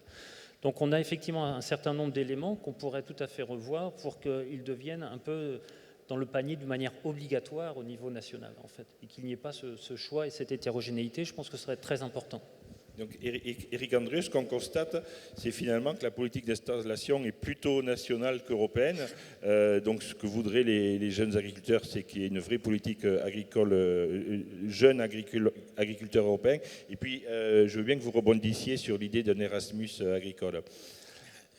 Oui, alors sur l'Erasmus agricole, totalement favorable, c'est un élément d'un tout. Donc, permettre à ce qu'à l'échelle européenne, les jeunes puissent continuer à se former d'ailleurs dans d'autres États membres pour voir à la fois les pratiques différentes, les cultures différentes, les approches différentes. C'est toujours enrichissant pour chacun. Ça, c'est voilà. Pour ce qui est du renouvellement des générations, moi je pense que toute politique publique oblige donc à des choix, et les choix obligent à des moyens. Voilà. Et là-dessus, je suis assez à l'aise. Ça, vous y tenez, hein? Je tiens, oui, parce que, si vous voulez, il y a des moments comme le renouvellement des générations qui sont essentiels dans le débat. Et j'en parle à l'aise, et ce n'est pas un propos de circonstance, puisque dans mon rapport, et j'y reviens, donc sur la PAC et l'emploi, dans la priorité numéro 1, dans les conclusions de mon rapport, c'était celui-là du renouvellement des générations. Et moi, je pense que dans la future PAC, comme nous avons été en capacité de réserver 30% au verdissement dans la PAC actuelle, si vous voulez, nous ne passerons pas sans la réflexion sur le renouvellement des générations. Et moi, je suis assez clair là-dessus. Moi, je pense qu'il ne faut plus parler de top-up ou de second pilier. Si c'est un choix politique, ce que je crois que nous devons faire collectivement, il faut, dans le premier pilier, affirmer ce choix politique-là en mettant des moyens conséquents sur la question du renouvellement des générations, parce qu'il en va de l'avenir de l'agriculture. Il suffit de regarder les courbes démographiques, si vous voulez, dans chacun des États membres de l'Union pour se rendre compte que c'est un des éléments majeurs du péril qui nous guette. Et que s'il n'y a pas de renouvellement de génération, au-delà des moyens et des politiques publiques, si demain il n'y a plus de bénéficiaires, ben, il n'y aura plus d'agriculture. Et que donc, et on sait bien qu'on est sur des cycles longs.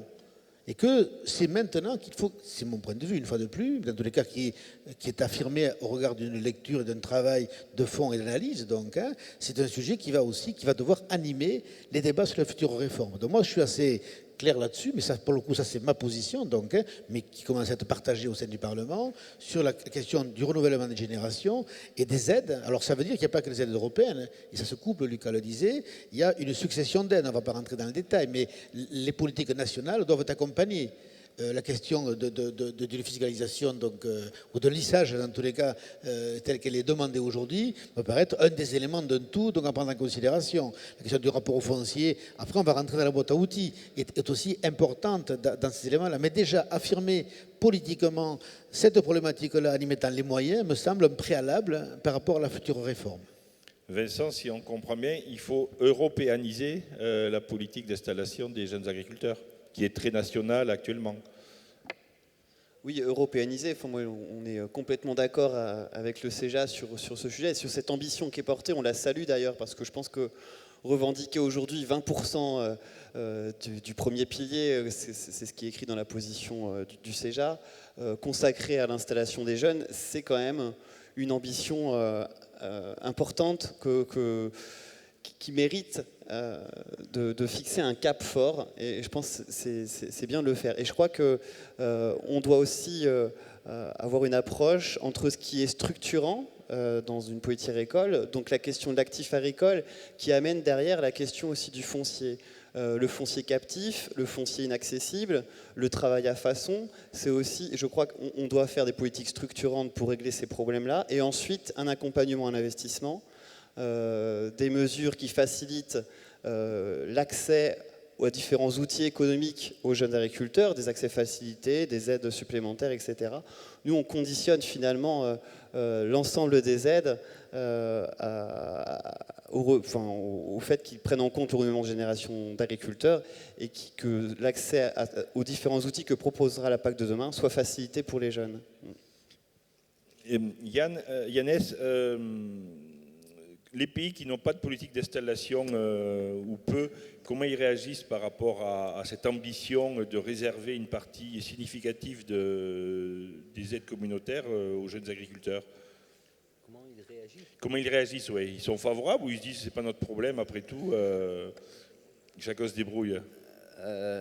C'est clair que les pays qui ont une forte aide d'installation aujourd'hui sont des pays qui sont en train de nous suivre dans notre propos. Les autres pays, bien sûr, il y a une raison pour laquelle ils n'ont pas une aide d'installation aujourd'hui. C'est notre boulot et on prend au sérieux de dire à eux, c'est pas une question ce que vous voulez, c'est une question qu'est-ce qui est nécessaire pour l'avenir d'agriculture en Europe.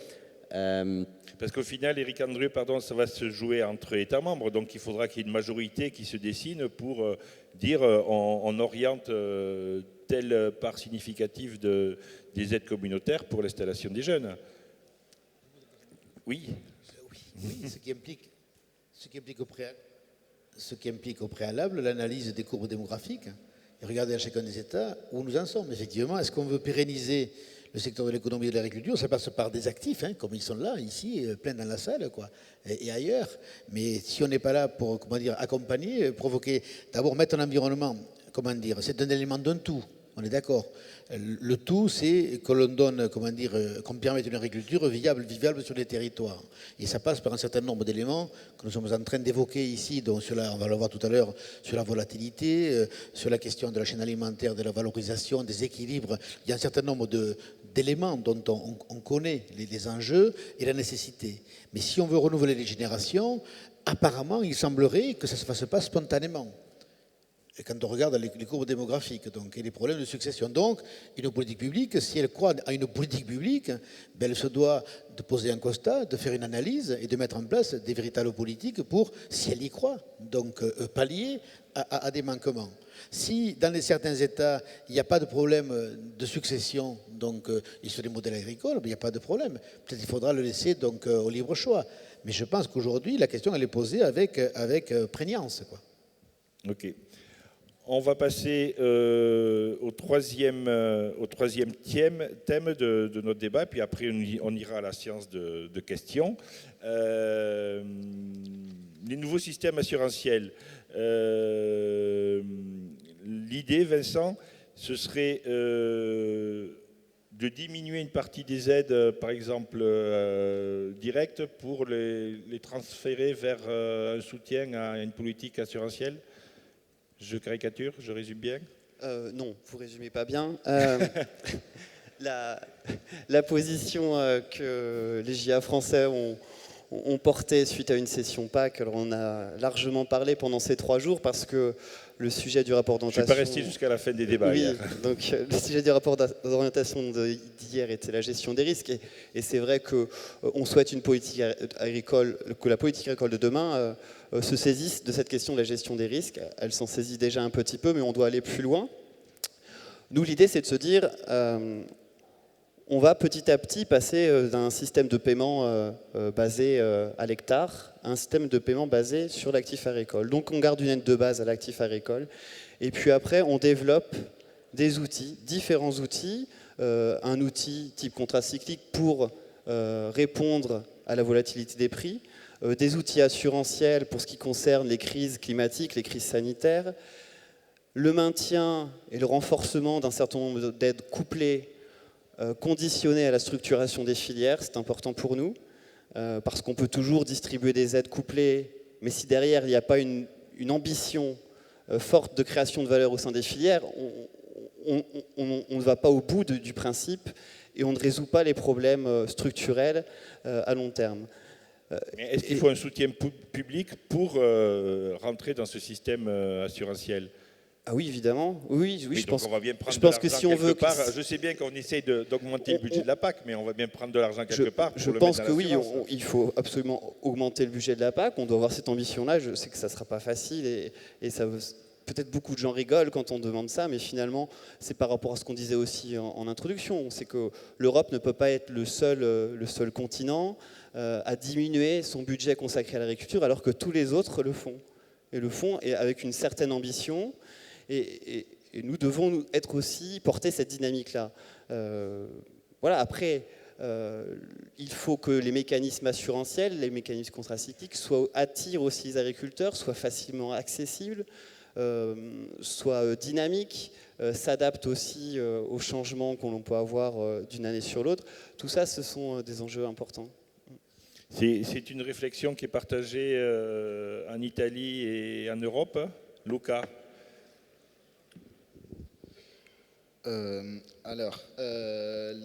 En partant du discours de la filière, oui, il faut renforcer et reporter l'agriculteur au centre, au milieu de la filière alimentaire et de tous les secteurs. Parce qu'aujourd'hui, on disait avant qu'il y a des pertes de valeur dans la filière. Et les agriculteurs doivent être posés dans la meilleure position possible pour lutter contre l'industrie. Ce n'est pas les mots justes, mais et c'est un peu fort peut-être, mais quelquefois pour faire face au pouvoir de l'industrie, au pouvoir contractuel. Et donc, il faut vraiment trouver des outils, des façons pour augmenter les pouvoirs. Un peu un système d'assurance revenu? Sur le système de gestion des risques, en Italie, on pense que l'abandonnement de paiement direct vers la gestion des risques, ça va trop vite comme ça, oui, le transfert. Ça va augmenter, la gestion du risque doit être augmentée, doit être implémentée mieux. Tous les outils de la gestion de risque doivent être utiles aux agriculteurs, mais il faut quand même avoir un soutien économique aux revenus, et donc ça c'est les paiements directs. Et puis on doit aller vers une diminution de l'importance du critère de la terre dans les paiements directs. C'est vrai. On doit passer aux autres critères, aux autres choses qui donnent un prix à l'activité de l'agriculteur. Et donc, c'est pour ça qu'en Italie, on met ça centralisé dans la question de l'emploi, dans la question du travail. Parce que pour nous, un des critères pour les futurs paiements directs peut être la création d'emplois, le travail et tout ce qui peut reporter l'activité de l'agriculteur au centre. Et pour la gestion du risque, il faut dire que en Italie, on a prévu tous les instruments dans les développements rural national, mais puis, en effet, on applique seulement les systèmes des assurances climatiques, parce que les fonds de mutualisation ne fonctionnent pas trop bien en Italie comme système agricole et d'organisation du pays. Et pour le moment, l'instrument de stabilisation des revenus, c'est seulement prévu pour les fonds, avec une gestion des fonds de mutualisation. Et donc, pour nous, ça serait important de les prévoir pour donner à tous les États membres, pour la flexibilité qu'il faut pour tous les États membres, de prévoir cet instrument même dans d'autres outils comme les assurances, qui pour le cas de notre pays, mais je crois que même dans d'autres pays, ils fonctionnent bien, ils fonctionnent mieux, sûrement mieux de fonds de mutualisation.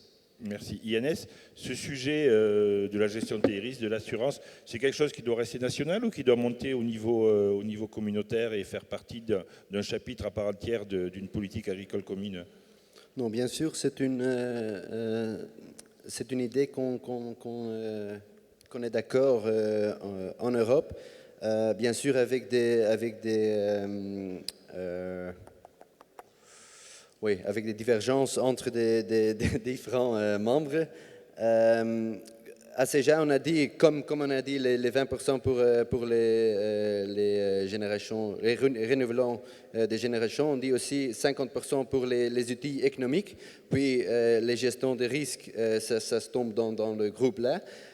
Et là, on dit qu'il faut une évolution, comme Luca a dit, on ne peut pas avoir une révolution très forte, il faut une évolution vers des nouveaux outils qui nous aident de prendre des risques. Bien sûr, la grande question, la grande balance on faut trouver, c'est de protéger la culture dans des marchés mondiaux, dans des climats qui sont un peu fragiles, sans bloquer les opportunités pour notre agriculture qui est aussi là. Je me rappelle la discussion à CEJA entre la France et les Pays-Bas. Il y a quand même une idée différente au niveau de libéralisation des marchés. Là, il faut qu'on trouve une balance entre protéger la culture et pas bloquer les opportunités pour les autres. Concrètement, on dit il faut des outils dans 3 groupes. On reste avec les supports basés sur les hectares, comme aujourd'hui. Une partie dans les aides couplées, bien sûr avec des clairs incentives pour faire mieux, puis faire des goals, des buts dans la politique là. Et troisième, comme j'ai dit avant, les aides qui sont basées sur l'activité, et puis prendre un risque, c'est une claire activité, et là ça tombe dedans. Et bien il y a des outils comme les aides contracycliques, comme les assurances et plus. Ça c'est à voir lequel on met sur la table.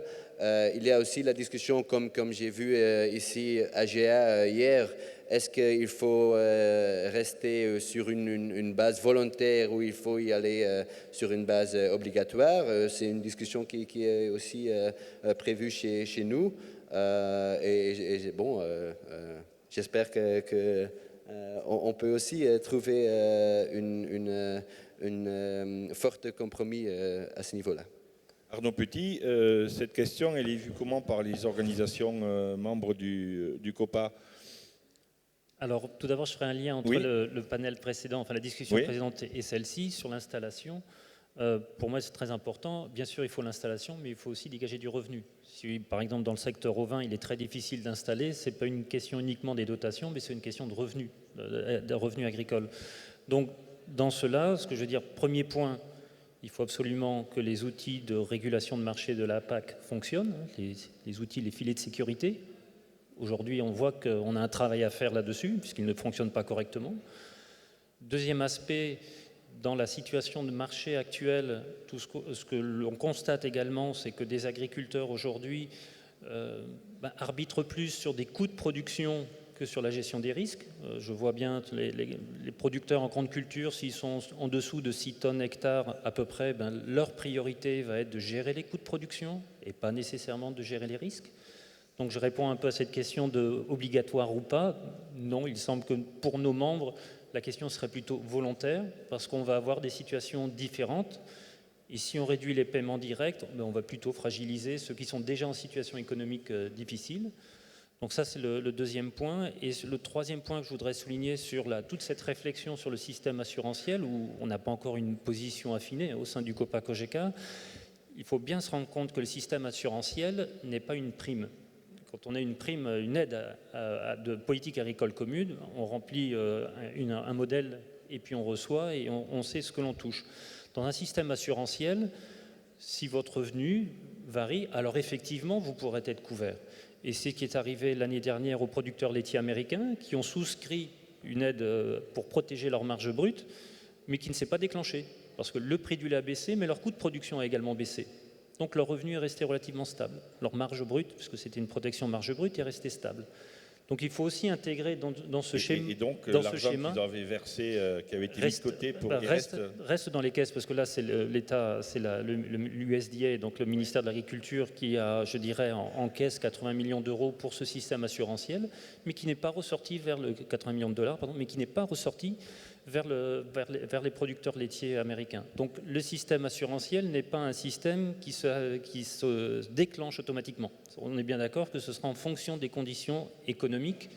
Et lorsqu'on parle de revenus, il y a les recettes, mais il y a aussi les intrants, et il faut toujours équilibrer entre les deux. Et dernier point que je voudrais souligner quand même, parce qu'on a souligné que tous les grands pays agricoles finançaient leur agriculture, ce qui est vrai.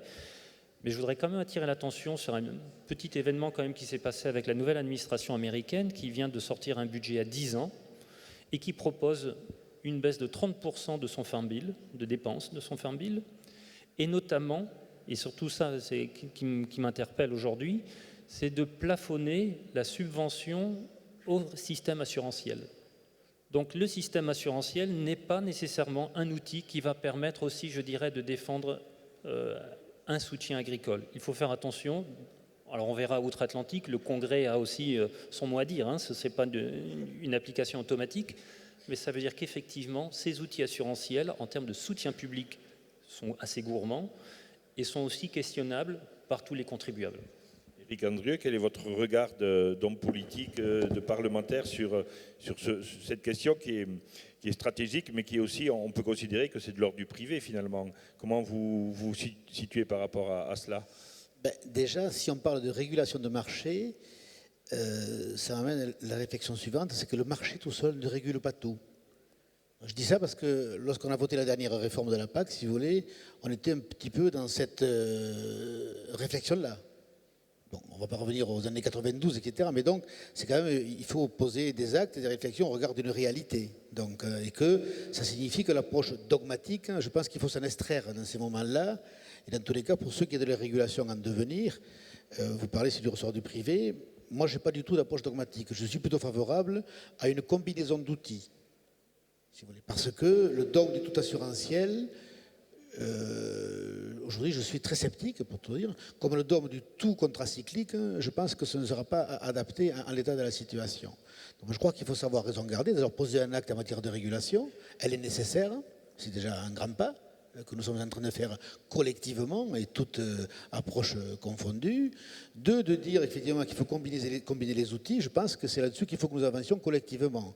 Et les outils d'ailleurs nationaux, tout à l'heure on a parlé de lissage fiscal, je pense que c'est une démarche qu'il faut qu'on appréhende parce que ça fait partie d'un tout.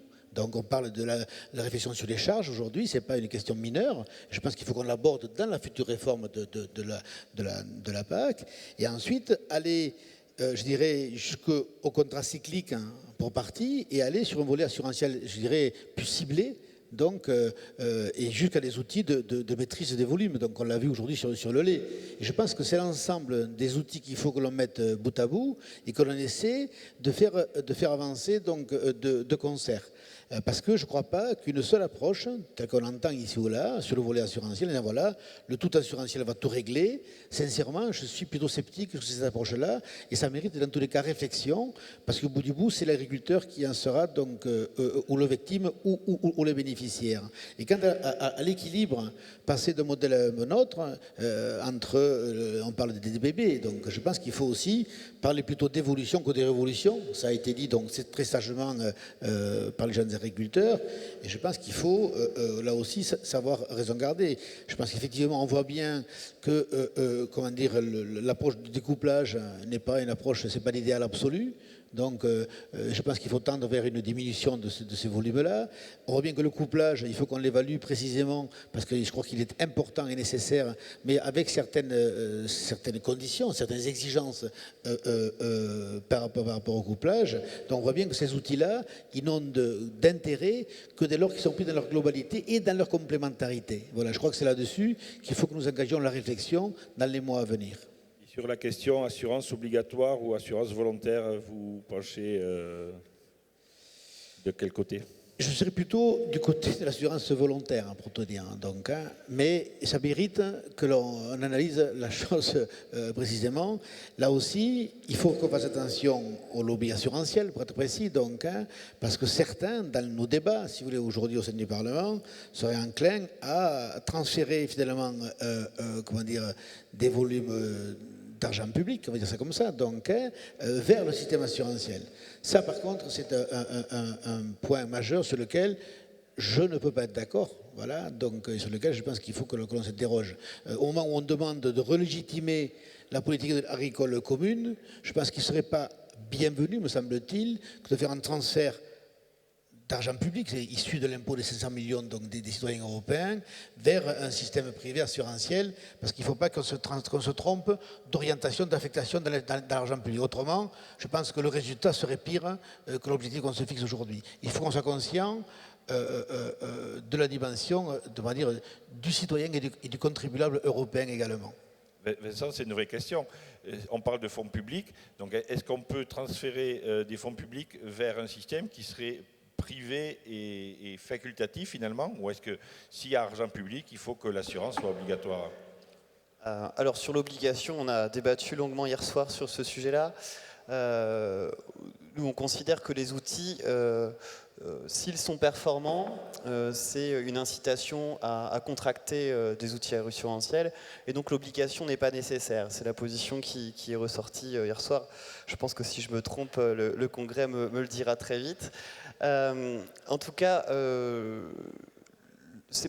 nous, on refuse que si l'on part dans un système plus assurantiel, ce soit un chèque en blanc donné aux assureurs privés. Ce n'était pas du tout la conception qu'on a des choses. On partage aussi, et je le redis, que les solutions, ce n'est pas uniquement dans de l'assurantiel, c'est bien une somme d'outils, parce que chaque filière est différente, chaque territoire est différent, et qu'on ne peut pas répondre à une problématique d'une filière qui est très basée sur l'exportation, de la même façon qu'on va répondre à une problématique d'une filière qui est sur un marché plus local, avec une valeur créée différente. Et je pense que c'est important de ne pas se figer sur les outils, et de pouvoir utiliser tout ce qui est possible de mettre en place. C'est important pour nous. Donc non, il n'y a pas que l'assurantiel, ce n'est pas uniquement financer de l'assurantiel privé, quoi. Loin de là. Yadès, vous voulez ajouter quelque chose? Oui, je veux quand même dire, je suis tout à fait d'accord avec ce que dit Vincent. C'est une des outils, et je crois, et je pense que vous êtes d'accord avec ça, la plus grande outil on peut utiliser, c'est nous faire de gestion du risque sur notre ferme, et pour ça on a besoin d'informations justes, d'informations vite, d'informations globales et locales. Et ça, c'est quand même encore, je sais, la Commission, l'Europe a fait des avances là, et c'est bien fait, mais il faut encore faire mieux par là. Je me rappelle, il y a 3 ans, les grandes crises économiques au niveau de l'agriculture, c'est quand même mis par des fautes interprétations des marchés futurs à la Chine, à l'Amérique par des économistes. Puis il faut des informations très fortes, très justes, très vite. Avant de gérer le risque, avoir les bons outils pour essayer de prévenir le risque.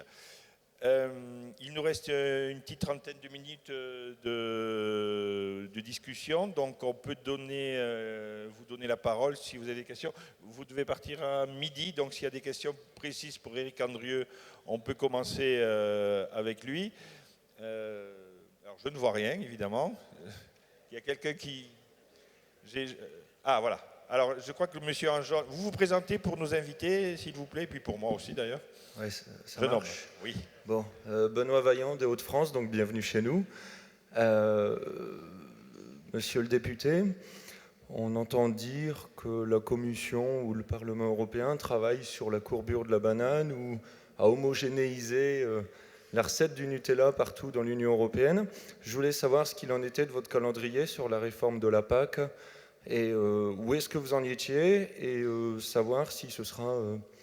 la même chose qu'en 2015, où on aura tous les textes à la dernière minute et on aura semé le blé et tout le reste avant d'avoir les textes définitifs. Et puis au final, on se rendra compte qu'on n'est pas dans les clous vis-à-vis de l'administration. Enfin, l'administration ne sera pas dans les clous.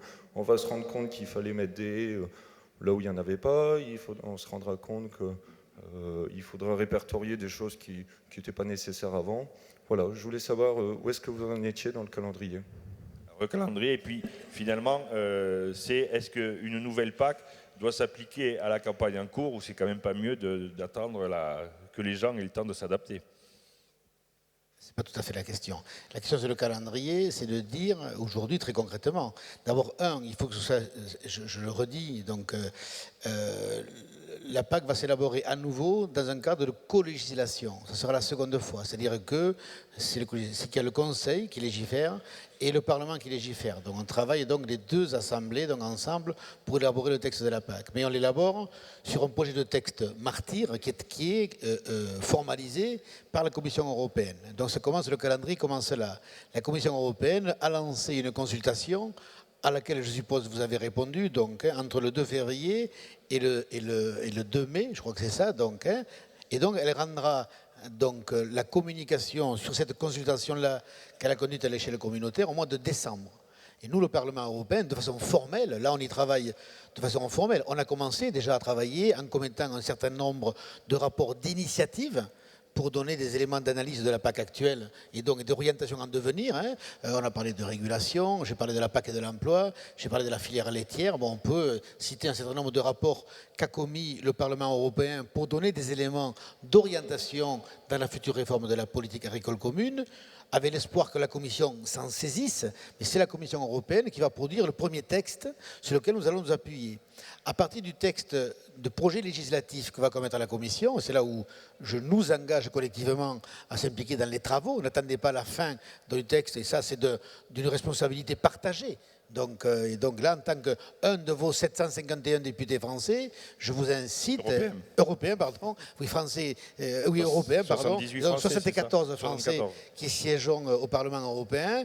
Je vous invite à aller les rencontrer tous dans vos territoires respectifs, ceux qui sont tous co-législateurs.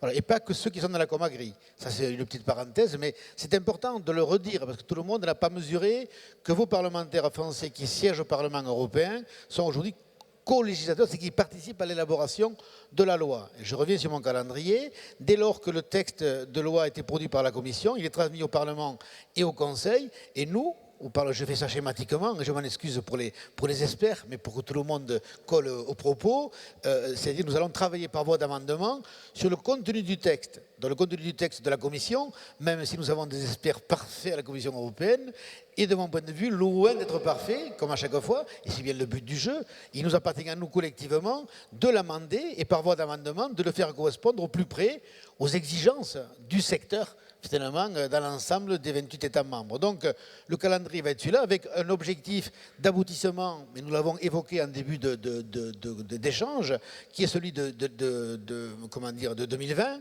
Et nous avons dit qu'aujourd'hui, au regard du contexte qui était devant nous, je fais partie de ceux qui suis assez sceptiques par rapport à 2020. Je pense que la réforme sera plutôt de l'ordre de 2021 à minima ou 2022.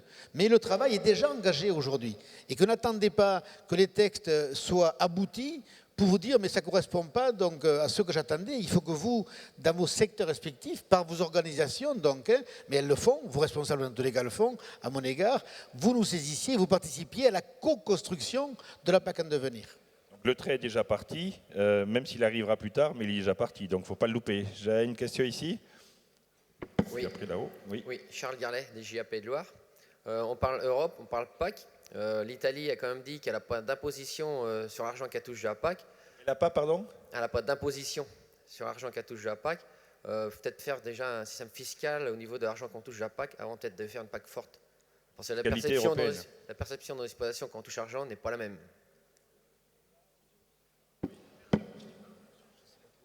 Luca, quelque chose à préciser ou c'était juste une remarque qui n'amenait pas de réponse? Ouais.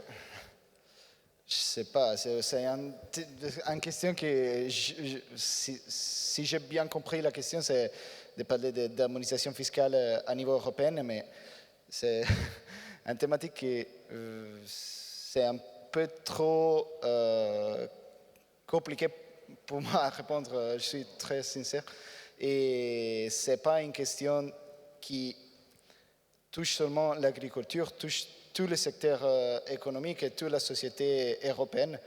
Et donc... Mais on en est loin de l'harmonisation fiscale, voilà, sociale. Si la question est effectivement celle de l'harmonisation fiscale à l'échelle de l'Union européenne, et vous le savez, c'est un des points qui bloque l'Union européenne. Aujourd'hui, l'Union européenne, ce n'est pas un secret, dysfonctionne. Elle fonctionne pour des raisons essentielles et principales qui sont, de mon point de vue, la question de l'harmonisation fiscale, dont on parle depuis longtemps, et de l'harmonisation sociale, comme d'ailleurs de la question de la directive détachement des travailleurs. Et la question qui nous est posée plus largement au niveau politique, au niveau européen, c'est que ça fait des années qu'on en parle, à part qu'aujourd'hui, si on veut que l'Union n'implose pas, il faut le faire et le faire vite.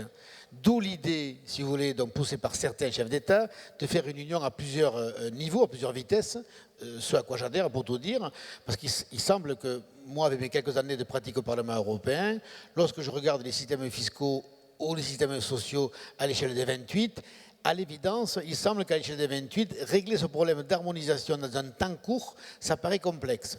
Et que je fais partie de ceux, mais on engage, voilà, quand on est présent, de ceux qui pensent qu'effectivement la question de relancer le rôle de l'Union par une Europe à deux vitesses est, à mon avis, la bonne formule pour tendre vers l'harmonisation et fiscale et sociale, parce que si nous ne le faisons pas vite, les continents autour de l'Union européenne, eux, avancent très vite, et chaque fois que le delta se creuse, nous prenons énormément de retard. J'ai une autre question, là on prendra votre deuxième question. C'est par rapport à la même, c'est juste en fait pour sa compréhension, c'est que c'est partir déjà la fiscalité que sur l'argent de la PAC. Si déjà on n'a pas une fiscalité sur la PAC au niveau européen, on ne part pas sur la même base. C'est ça en fait, c'est pas dire harmoniser la fiscalité, l'imposition au niveau de toute l'économie européenne, c'est déjà sur la PAC. D'accord. Là-haut, monsieur. Samuel Mas, donc viticulteur et président des jeunes agriculteurs de l'Hérault. Donc je pense qu'il faut qu'on se pose déjà la question pourquoi la PAC existe. Au départ, ça avait été pour relancer l'agriculture à la sortie de la guerre. Aujourd'hui, c'est pour nous maintenir un revenu qu'on n'a pas. Bon, c'est un peu exagéré, mais je pense que c'est un peu le ressenti qu'on peut avoir en notre sens. Vous l'avez bien compris par mon accent, je viens d'un département où, et je vous l'ai dit, j'étais viticulteur, où une crise nous touche, on a pu le voir la nuit dernière dans l'Aude, et M. Andrieux doit être au courant, avec des actions qui sont menées et des actions que je dénonce, mais qui montrent une pression et une tension qu'il peut y avoir sur le terrain. Aujourd'hui, l'Europe fonctionne bizarrement avec des distorsions de concurrence, et je pense que la question est là. Comment on peut continuer avec les tensions qu'on retrouve chez nous? Vous l'avez vu, le vin est touché de plein fouet par voilà, une incompréhension, une problématique de filière. On a parlé de la PAC, nous avons une OCM qui est l'OCM vitivinicole et qui donne l'ambition avec la restructuration du vignoble et l'investissement. Et il est primordial pour nous, la jeunesse en tout cas, de la maintenir, et je pense que ce sera là ma question, pour faire en sorte que le renouvellement de génération se fasse. Et au-delà de ça, la gestion des risques, vous en avez parlé, il est primordial aussi que la prévention se fasse en zone méditerranéenne, et je pense que Lucas pourra en parler, et je ne sais pas quelle position a pris l'Italie dessus, mais la gestion de l'eau en particulier nous permettra de maintenir des revenus au travers des rendements homogènes. Donc je pense que tout le débat est là. Au-delà du système assurantiel, il est primordial d'aller de la prévention des risques. On l'a vu aussi à la grêle, en arboriculture, on peut activer des filets par la grêle. Voilà, donc je pense que c'est vraiment là le débat aussi sur la future PAC et OCM vitivinicole. Je vous remercie. Ouais. Oui. Alors, oui, je voudrais souligner ce propos en disant qu'effectivement, dans la politique agricole commune, on a parlé de l'installation, de la politique des jeunes, mais on invite aussi beaucoup les jeunes et on est en collaboration avec le CEJA pour avoir toutes ces réflexions sur l'organisation économique. Je pense qu'effectivement aujourd'hui, dans le secteur de la crise et la crise viticole, c'est d'abord une question de relation entre les producteurs, les négociants et la grande distribution. Et là-dessus, je pense qu'effectivement, il faut vraiment continuer à ouvrir la porte qui avait été faite dans le cadre de l'OCM unique, où d'ailleurs le rapporteur de l'époque était M. Dantin, il avait travaillé sur ce sujet. Ça va revenir, la Commission devrait faire de nouvelles propositions d'ici le mois de novembre sur l'organisation économique. Donc effectivement, il faut continuer sur ce sujet. Là, je pense qu'on a aussi des points communs qui intéressent l'ensemble des agriculteurs et de faire en sorte qu'ils puissent être mieux représentés dans l'organisation économique, qu'ils puissent mieux défendre leur prix de leur production, comme il a été indiqué, avoir une meilleure prévisibilité de leurs débouchés. Aujourd'hui, effectivement, on a quand même encore un grand nombre d'agriculteurs, je dirais, qui produisent au jour le jour et qui sont mis dans des situations où ils doivent prendre que le prix qu'on leur propose. Donc effectivement, il y a tout un ensemble d'outils qui doivent être encore approfondis, on l'espère avant la réforme de la PAC, parce que ce serait dommage d'attendre 2023-2024, je dirais, pour avoir ces outils dans l'organisation économique. Donc effectivement, sur ce sujet, là je pense que COPA, COGECA et CEJA, on a des intérêts forts communs. Oui, si je me permets, je voudrais juste pas répondre à la question, parce que ce n'est pas une question, mais dire quand même qu'au niveau de la filière, hein, je connais bien la situation, puisqu'on se voit sur la circonscription assez fréquemment avec les responsables, mais que le politique ne peut pas tout régler quand même. C'est-à-dire que moi je suis arrivé en 2012 au Parlement européen, nous étions dans la dernière séquence de la réforme, donc, hein, et sur la partie OCM vitivinicole, c'est plus simple pour un parlementaire européen, quand il voit tous les segments de la filière et que tout le monde a la même approche et porte le même message, à défendre un message à l'échelle communautaire. Mais dès lors que, quand on rencontre les acteurs de la filière, donc, hein, on a autant d'acteurs que de messages, c'est plus compliqué à construire une position politique, je veux dire. Aujourd'hui, les choses évoluent, ont changé, mais c'est vrai qu'on peut tout inventer, mais je ne suis pas là pour parler la langue de bois, comment dire, il faut apprendre à se parler, et dans notre région, le sud de la France en particulier, donc, hein, on sait bien que c'est un sujet qui est récurrent, d'arriver à se mettre autour d'une table pour mettre autour de la table qui est de la coopération, qui est des vignerons indépendants, qui est des COP, etc., pour mettre en place des stratégies communes. Et je mesure bien la difficulté du moment, d'accord, et je mesure bien la question de la prévention, mais il faut aussi que nous, on peut être des ambassadeurs, comment dire, parce que nos meilleurs experts, c'est la profession. En tant que député européen, on n'a pas les moyens d'expertise de la Commission ou les moyens d'expertise des ministères dans chacun des États. Et que nos experts, finalement, c'est l'ensemble des représentants des professionnels sur les territoires. Mais c'est plus facile pour nous de travailler et de faire avancer des textes dès lors qu'au niveau des filières, il y a un accord sur les stratégies à conduire donc, et à mettre en œuvre. Et ça, c'est le sujet qui est posé, je crois, en ce moment, alors au-delà des exactions du moment, et que je ne peux pas, donc voilà, qui sont ce qu'elles sont, mais je pense qu'il faut vraiment, si on veut faire œuvre utile de concert dans les politiques à venir, et sur l'OCM viticole, j'ai bien compris qu'aujourd'hui tout le monde veut la maintenir, ce qui n'était pas tout à fait le cas donc, en 2012, donc hein, ça permet d'avancer collectivement. INS, on vient de le comprendre avec la question de notre Émile Hérault, il y a aussi des tensions entre agriculteurs européens, là on est sur la France et l'Espagne, mais il doit y avoir d'autres sujets. Comment ça doit remonter, j'imagine, de temps en temps au CEJA. Comment vous arrivez à faire discuter les gens entre eux, entre membres, oui, entre les membres des différents pays.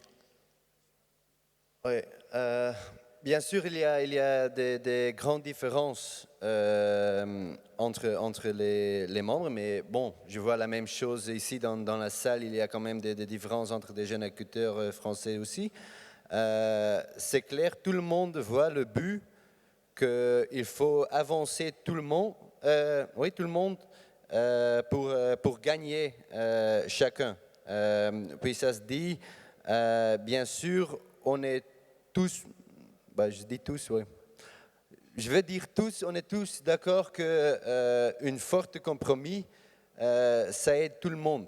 Peut-être pas dans le longueur qu'on veut individuellement, mais on sait que la compromis, c'est plus important. Certainement parce qu'on sait, déjà, on essaye d'être grand, mais bon, on n'est qu'une petite joueur dans le politique agricole.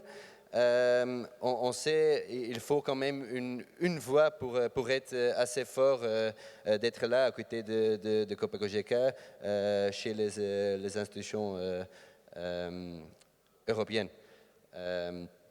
Aussi la même chose dans le filière quand même. Je pense qu'on est tous des partenaires par producteur jusqu'aux les grands magasins. On est tous des partenaires de vendre notre produit, mais bien sûr, il y a des intérêts qui sont un peu différents. Et dans les dernières années, on était toujours dans la défense, on était la pièce qui était le plus faible dans la chaîne. J'espère qu'on peut trouver des solutions structurelles pour trouver une solution là. En anglais, on dit on ne veut pas a fair price rather than a fair share. Puis, c'est pas un prix fair, ça n'existe pas parce qu'un prix, c'est ce que... Un prix juste, oui. Ça n'existe pas parce qu'un prix, c'est ce qu'il y a un autre qui veut le donner. Mais il y a un part juste qui existe dans la filière. Comme agriculteur, comme producteur, on a une grande part dans le produit. Et aujourd'hui, on n'est pas donné la même part dans la valeur de notre produit. Vincent, vous voulez ajouter quelque chose? Oui, parce qu'on parle beaucoup de politique agricole, ça n'exclut pas de réfléchir, de continuer de réfléchir à tout ce qui est de structuration des filières, où là on a, nous agriculteurs, la main sur un certain nombre de choses, où on a aussi besoin de faire évoluer des règlements européens sur le droit à la concurrence, sur la capacité de donner la capacité aux agriculteurs de se regrouper pour peser, pour massifier leur offre. Et puis sur l'eau, puisque la question était sur l'eau, on a besoin aussi de politiques cohérentes. L'eau, c'est un enjeu majeur. On sait qu'on a le défi climatique devant nous et que les investissements pour maîtriser l'irrigation sont nécessaires et certaines régions sont demandeuses de ça. C'est vraiment un outil de gestion des risques important pour nous. Bien. Est-ce qu'il y a d'autres questions? Quelqu'un qui se lève, je ne sais pas si c'est pour poser une question. Non, c'est pour... Elle me fait coucou, non? Bon. Apparemment, la nuit a été courte. Est-ce qu'on peut arrêter là? Pas de regret? On va remercier tous nos invités, Éric Andrieux, Arnaud Petit, Yann Esmas, Luca Gadoni et puis Vincent qui est joué à domicile. Merci à tous, bon retour et bonne fête congrès.